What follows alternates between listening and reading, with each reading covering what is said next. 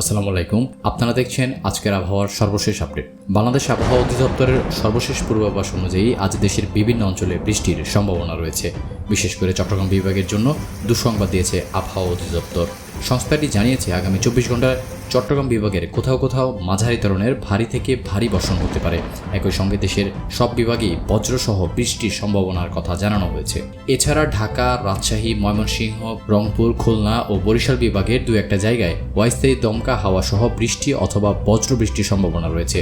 আবহাওয়া অফিস জানিয়েছে চট্টগ্রাম বিভাগের কোথাও কোথাও মাঝারি থেকে ভারী বর্ষণও হতে পারে। বজ্রপাতের সময় খোলা মাঠ, জলাশয় এবং উঁচু স্থানে অবস্থান না করার পরামর্শ দেওয়া হয়েছে। তাপমাত্রার দিক থেকে আজ দেশের দিন ও রাতে তাপমাত্রা সামান্য বৃদ্ধি পেতে পারে।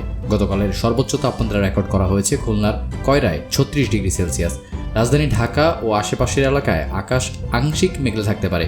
দিনের বিভিন্ন সময় আবহাওয়ার পরিবর্তন দেখা যেতে পারে, তবে বড় ধরনের কোনো বৈরী আবহাওয়ার সতর্কতা বর্তমানে নেই। এদিকে দেশের কিছু জেলায় ঝড়ো হাওয়া ও বজ্র বৃষ্টির সম্ভাবনার কথা জানিয়েছে আবহাওয়া অধিদপ্তর।